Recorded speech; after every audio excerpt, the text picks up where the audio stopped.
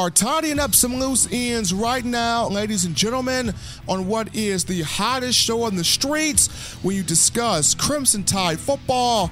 I'm yours truly, Stephen Smith of Touchdown Alabama Magazine. This is In My Own Words. I am live in studios, and after discussing all things NFL draft, we get into the final topic of conversation, which just so happens to be on rising junior wide receiver DeVonta Smith, the former four-star from Emmons, Louisiana, who came into the 2017 class with Jerry Jeudy and Henry Ruggs III.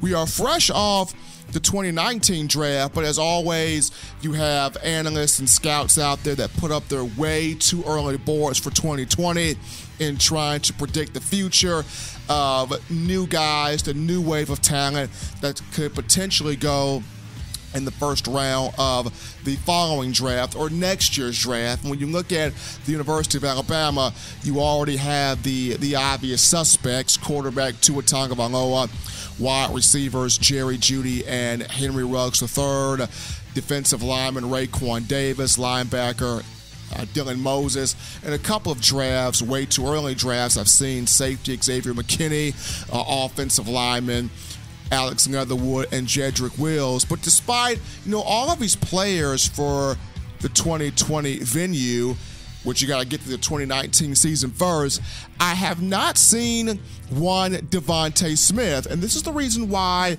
we're going to talk about him going from being a quiet storm to a potential top 20 pick in next year's draft. I always go back to the open practice in August of 2017 to start fall camp when you talk DeVonta Smith, because spring ball is a formality to me. Spring ball is about the fans. You go to the A-Day game, you bring your wife, you bring your husband, you bring your girlfriend, your boyfriend, your family members, you bring the children. You're bringing them all to take in the atmosphere, the crowd noise, the essence, just the feel for the spring game inside the stadium, just to see what happens. But when you want to see the real leaders, you want to see the real dogs, you want to see the real guys that are going to emerge as starters and actually, be the leaders of a respective Alabama team, you get to see that, or you come to see that in the open practice in August, where it is hot, it is sweltering, it is humid, your face is being blitzed by the sun, and you're inside Bryant-Denny Stadium watching this all go down in August. Now remember, in 2017, I was there. I was wearing a black shirt with some khaki pants and a button-down tie. I don't know what possessed me to have that attire on, and 98-degree heat, and the heat index was at 104 once again. I don't know what came over my mind, but I was out there at Bryant-Denny Stadium, and I remember having a conversation with one Cam Sims. And I was talking to Cam, and I basically asked him, I said, look, if there was a situation where you wanted to get the ball to Calvin Ridley, it was your idea to get the ball to Calvin Ridley. Ridley is the guy for this play. But let's say he's double covered, he falls down, he's not open, he's MIA on this particular play in question, and the game is on the line, and you gotta have it. Who is a player on this team that you trust with sure hands, that you trust with security, that you trust with an ability that's going to come down and make that play? And I remember a number of guys from Henry Ruggs to Jerry Jeudy to Robert Foster. All of these guys are walking by Cam Sims, dapping him up, but he doesn't mention any of these guys. He takes me by the hand. He walks me to the opposite side of the field where I see this 6-foot guy soaking wet, maybe 160 pounds, give or take, catching footballs, and he points right at him, and he says, Steve, that's the guy right there, Tay. And I look at Cam Sims as if he has lost his everlasting mind, but he goes, Steven, Tay's that dude. Tay's a beast. Tay's a dog. Tay gonna go snatch that thing. Tay gonna go get that thing. That guy has the most secure hands on this team, Steve, point blank, period. That's what Cam Sims told me. Thought he was lying to my face. But when I watched the open practice and I saw DeVonta Smith break off routes, snap routes in half, catch the football, get downfield, I was like, oh mama, this is a mixture of Kevin Norwood and Kenny Bell. That's what I saw on that day. A mixture of Kevin Norwood with the hands, the route running, the consistency, and Kenny Bell in terms of the speed, the size, the body type there. And DeVonta Smith parlayed that into having a great freshman year of him catching 3 touchdowns. And his sophomore year, Smitty, 42 receptions in 2018, which was 5th on the team, for 693 receiving yards, 5th on the team, 6 touchdown receptions, 4th on the team, and averaged 16.50 yards per catch, 3rd on the team. The biggest thing for that is last year, 26 of Smitty's 42 catches, that's about 62%, went for either first downs or touchdowns. So when DeVonta Smith's hands touch the football, something good happens. When DeVonta Smith's hands touch the football, he's either going to move the chain for a first down, keeping you ahead of a down and distance, or he's taking that thing to the house for a touchdown. He had 2 100-yard games a year ago against Oklahoma in the Capital One Orange Bowl. We're looking at 6 catches for 104 yards, 1 touchdown. Those were career high numbers for him. Against Missouri in the regular season, 4 catches for 100 yards and a touchdown. In terms of his career thus far, Smitty, 49 catches, 849 yards, and 9 scores, averaging 38.8 yards per catch. But even with him having 2 game-winning receptions, we all remember 2nd and 26, Tua Tagovailoa finds Smitty, 41-yard bomb. You beat Georgia 26-23 in the 2018 College Football Playoff National Championship game off the 17 season, and Irv Smith takes out the cameraman. But also remember the game against Mississippi State in 2017, where you're in Stark Vegas and Jalen Hurts hits DeVonta Smith on a 10-yard slant. He breaks a tackle and takes it 16 yards to the house for a 26-yard game-winning touchdown reception to help Alabama put away the Bulldogs 31-24. Despite these exploits from Smitty, at times he is overlooked at receiver for Alabama. And I know what a lot of you Tide fans are thinking. He can't be overlooked. That's our Smitty. We will never overlook him. He caught 2nd and 26. He's a big-time game player. He's a baller. He's a weapon out there. He is a true, tried-and-true Bama receiver through and through. He's never overlooked. I'm not saying he's not a talented receiver. I'm not saying people don't talk about him. What I am saying is when you mention Alabama wide receivers, Smitty is not the first guy out of everybody's mouth. Smitty is not even the second guy out of everybody's mouth. And that's not necessarily his fault. That's not his fault at all, due to the depth that Alabama's got at wide receiver. I mean, if you go back to years past, the Tide has always had that primary big-name guy. From 2008 to 2010, it was Julio Jones. Julio Jones, main attraction, 2008 to 2010.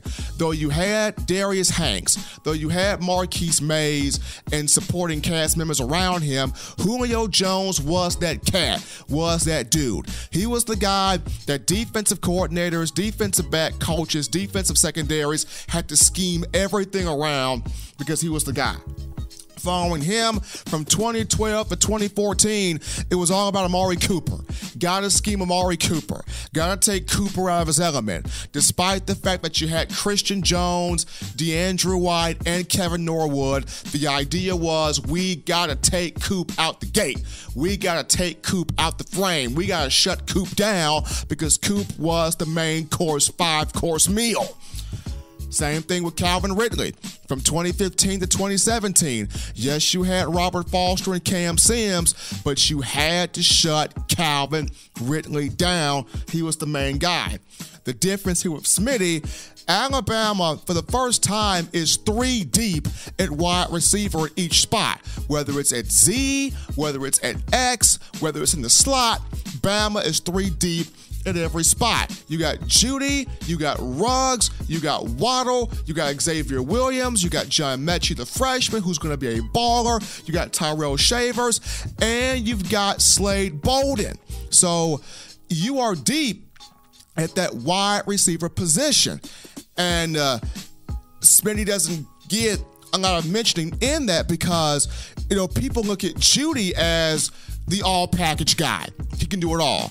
People look at Henry Ruggs. He can make the tough catches over the middle. He's battling for 50-50 balls. And let's not forget the elite speed, as Henry Ruggs is going to try to run a sub 4.2 in the 40-yard dash when he goes to the NFL Combine following the 2019 season and trying to break John Ross's record of 4.22. And then, of course, you have Jalen Waddle, the cheetah, who can catch a pass that's supposed to be 9 yards and turn it into a 98-yard touchdown. So he works tremendously in space.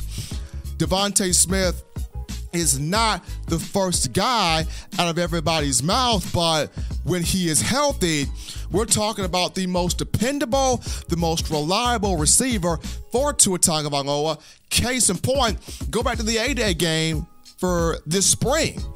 I mean, you don't necessarily see Jerry Jeudy and Henry Ruggs drop passes. They are usually 2 of your more sure-handed guys. But in the spring game, wet field, wet ball, those guys dropping passes. DeVonta Smith, not so much, snagging everything thrown his way. And one of the 3 old heads caught 6 passes for 95 yards. Yes, he missed a couple of games this past year due to a hamstring injury, but you saw the moment Smitty came back, how he responded against Oklahoma in the Orange Bowl. 6 catches for a team high, 104 yards, and 1 touchdown. There's just, in big game moments, in big game situations, the ball always tends to find itself to number 6 because somehow Tua's got that connection with Smitty that, I love Jerry Jeudy. He's the full package guy. I can go to him anytime I want to. I love Henry Ruggs. He's a big-time jump ball guy with speed. I give him the ball, he's going to make a play. But somehow, when the game's on the line, the game is tied, and we need a big play in the 4th quarter. Or Alabama's trailing, and we need a big play in the 4th quarter. Or it's just a situation where it's now or never for Alabama. Somehow, that ball always tends to find itself in the direction of number 6, and he makes a big-time play. And this upcoming season, he is going to look to go from quiet storm. Doesn't talk a lot, because he's all about ball. Probably the media day prior to Alabama facing Oklahoma in the Orange Bowl was the most he's ever talked, and that was about him taking on Henry Ruggs in a race. But Smitty is about ball, all about football. But this upcoming season, he's going to have a chance, provided he stays healthy, to go from being quiet storm to a potential top 20 pick in next year's draft, because he's got the size to be, he may not have the huge size, but he's got the playmaking ability, he's got the speed, he's got the route running capabilities, and he's got the instincts to be a next level baller. The one thing I want to see from Smitty for next season is running more routes on the tree. I know at times he tends to run basically the slant and goal routes, the straight goal routes, which is a 9, the post patterns to the inside, the post patterns to the outside, maybe a slant here or there. What I want to see more so from Smitty is diversifying that route tree. If he can diversify that route tree, add more combinations, the guy is going to be deadly. He's not talked about enough. He's overlooked at times due to the depth that Alabama has at that position. But next year, watch Smitty, watch the GOAT. He's known for 2nd and 26, but this upcoming year, he will be known as a guy that's going to push to be a top 20 pick in next year's draft. Well, folks, that's going to do it here for this edition, for this week of In My Own Words. As always, folks, you check out the Touchdown Alabama Magazine app. You can get it from the iPhone App Store if you're rocking Team Apple, Google Play Store if the Android phone is your thing. As always, you check out the podcast options, whether it's Google Play, SoundCloud, Spotify, iTunes, Apple Podcasts, whatever your viewing pleasures are. We got you locked and loaded right here. When we come back for next week's edition of shows, we dive into the conversation of my way too early projections in terms of the college football playoff, and also, is Dabo Swinney really the de facto replacement for Nick Saban? It's unfair to ask this question, but we're going to try it out anyway. Come back next week, folks. Till next time, for all of us here at the Touchdown Alabama Magazine brand, I'm your man, Stephen M. Smith. This has been In My Own Words.